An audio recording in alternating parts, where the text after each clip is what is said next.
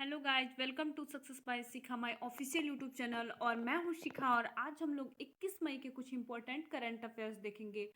और हाँ, अगर मेरा कंटेंट अच्छा लगे तो चैनल को लाइक शेयर सब्सक्राइब जरूर कीजिएगा। यहाँ नेटवर्क का थोड़ा दिक्कत है तो मैं कंटेंट तो तैयार कर देती हूँ लेकिन वीडियो अपलोड नहीं हो पाता है, तो इसलिए डेली का डेली नहीं अपलोड हो पाता है। लेकिन एक भी दिन का छूटेगा नहीं, लेट ही लेकिन मैं अपलोड जरूर कर दूंगी वीडियो। अब देखते हैं कि क्वेश्चन क्या है। तो हमारा पहला को जो क्वेश्चन है वो है, किस राज्य की सरकार ने अस्पताल के बेड की ऑनलाइन बुकिंग के लिए अमृत वाहिनी एप्लीकेशन लॉन्च किया है? तो हमारा पहला जो ऑप्शन है वो है बिहार, दूसरा जो है वो है झारखंड, तीसरा है मध्य प्रदेश और चौथा है इनमें से कोई नहीं। तो हमारा सही आंसर होगा कि अब अस्पताल में जो वहां पे ऑनलाइन अस्पताल में जो बेड होगा उसकी ऑनलाइन बुकिंग की जाएगी, उसके लिए एक एप्लीकेशन लॉन्च किया गया है जिसका नाम है अमृत वाहिनी एप्लीकेशन। तो किस राज्य के द्वारा लॉन्च किया गया? तो ये झारखंड गवर्नमेंट के द्वारा ये लॉन्च किया गया है। अब देखते हैं कि झारखंड का फॉर्मेशन कब हुआ था। तो ये हुआ था 15 नवंबर 2000 ईस्वी में और ये बिहार से अलग होके एक नया राज्य बना था। और सबसे बड़ी सिटी यहाँ पे जो है वो है जमशेदपुर। टोटल डिस्ट्रिक्ट यहाँ पे है 24, विधानसभा में यहाँ पे 81 सीट है, लोकसभा में यहाँ पे 14 सीट है, राज्यसभा में यहाँ 6 सीट है। अब देखते हैं कि झारखंड जो है किस किस राज्य से अपनी सीमा साझा करता है। तो उत्तर में बिहार है, उत्तर पश्चिम में जो है ये उत्तर प्रदेश है, पश्चिम में जो है छत्तीसगढ़ है, दक्षिण में उड़ीसा है और पूर्व में पश्चिम बंगाल है। इतने राज्य के साथ ये अपनी सीमा साझा करता है। अक्सर एग्जाम में ये पूछा भी जाता है कि ये राज्य किस किस राज्य से अपनी सीमा साझा करता है। अब देखते हैं कि हमारा नेक्स्ट क्वेश्चन क्या है। तो हमारा अगला क्वेश्चन है कि ग्रामीण क्षेत्रों में व्यापक प्राथमिकी स्वास्थ्य देखभाल प्रदान करने के लिए आयुष्मान भारत कार्यक्रम के तहत स्वास्थ्य और कल्याण केंद्र स्थापित करने में कौन सा राज्य जो है वो पहले स्थान पे है?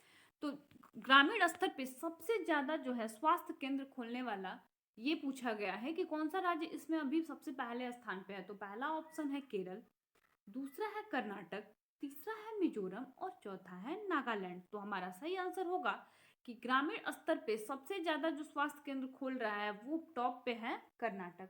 अब देखते हैं कर्नाटक के कुछ स्टैटिक जीके के बारे में। तो कर्नाटक का फॉर्मेशन जो हुआ था वो हुआ था 1 नवंबर 1956 में और यहाँ का जो लिटरेसी रेट है वो है 75.36% और सेक्स रेशियो जो है वो है 973 फीमेल और 1000 मेल पे यहाँ पे 973 फीमेल है।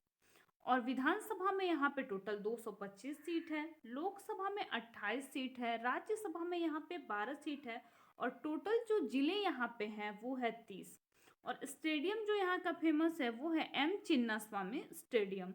और यहाँ का जो फेमस नेशनल पार्क है, राष्ट्रीय उद्यान, वो है Bandipur national park, Bannerghatta national park, Kudremukh national park और अंसी राष्ट्रीय उद्यान में यहाँ पे है। और यहाँ पे थर्मल पावर प्लांट जो है वो है बेल्लरी थर्मल पावर प्लांट और उडुपी थर्मल पावर प्लांट। अब देखते हैं कि हमारा अगला क्वेश्चन क्या है। तो हमारा अगला क्वेश्चन है कि स्मार्ट सिटी मिशन योजनाओं के क्रियान्वयन में कौन सा राज्य पहले स्थान पे है? तो हमारा पहला ऑप्शन होगा छत्तीसगढ़, दूसरा है बिहार, तीसरा है झारखंड और चौथा है पश्चिम बंगाल। तो हमारा सही आंसर होगा कि स्मार्ट सिटी मिशन में जो सबसे ज्यादा अच्छा काम कर रहा है और सब कुछ वहां पे बहुत सही से हो रहा है उसमें टॉप पे जो है आपका वो झारखंड है। अब देखते हैं कि झारखंड में जो है फर्स्ट सीएम जब झारखंड का फॉर्मेशन हुआ था तब कौन वहां पे थे? तो उनका नाम है बाबूलाल मरांडी।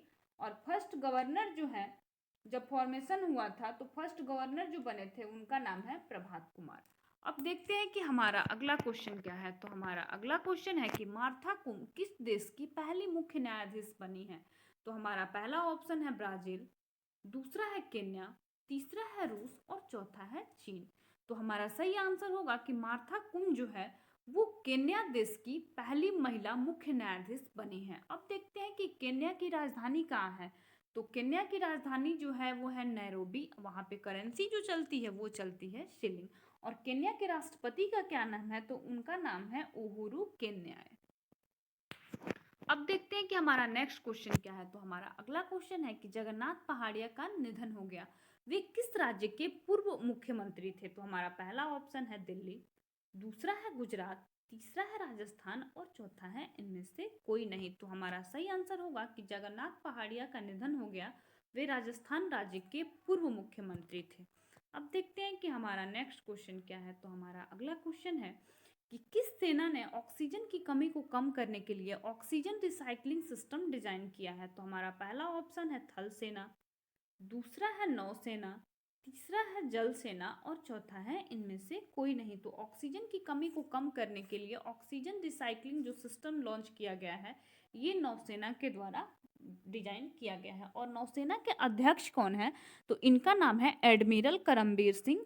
और भारतीय नौसेना का एस्टेब्लिशमेंट कब हुआ था? तो ये हुआ था 26 जनवरी 1950 को।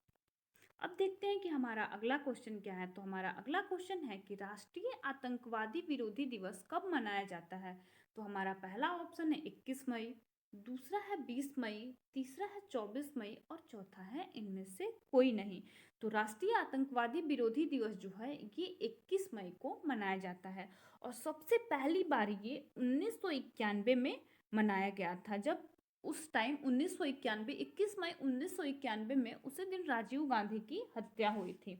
और इसलिए 21 मई को राष्ट्रीय आतंकवादी विरोधी दिवस मनाया जाता है। अब ये इसलिए मनाया जाता है कि यह दिन शांति, सद्भाव, मानव जाति को संदेश ये फैलाया जाए कि लोगों के बीच एकता को बढ़ावा दिया जाए और कोई भी आतंकवाद के पीछे न भागे, आतंकवाद किसी में न पनपे। इसलिए 21 मई को आतंकवादी विरोधी दिवस मनाया जाता है।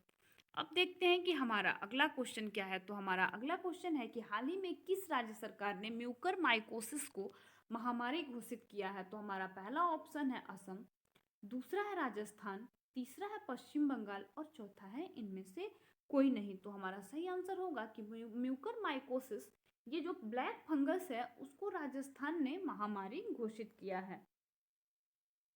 अब देखते हैं कि हमारा अगला क्वेश्चन क्या है। तो हमारा अगला क्वेश्चन है कि हाल ही में किस राज्य की सरकार ने ऑक्सीजन संयंत्रों को मुफ्त विद्युत आपूर्ति करने की घोषणा की है। तो हमारा पहला ऑप्शन है बिहार, दूसरा है दिल्ली, तीसरा है असम और चौथा है इनमें से कोई नहीं। तो ऑक्सीजन संयंत्रों को मुफ्त विद्युत आपूर्ति करने की घोषणा जो है ये असम गवर्नमेंट के द्वारा किया गया है। अब देखते हैं कि असम की राजधानी कहाँ है। तो असम की राजधानी है दिसपुर और यहाँ के जो चीफ मिनिस्टर हैं वो है हेमंत शर्मा और गवर्नर जो है वो है जगदीश मुखी। आज के लिए इतना है, मिलते हैं नेक्स्ट क्लास में।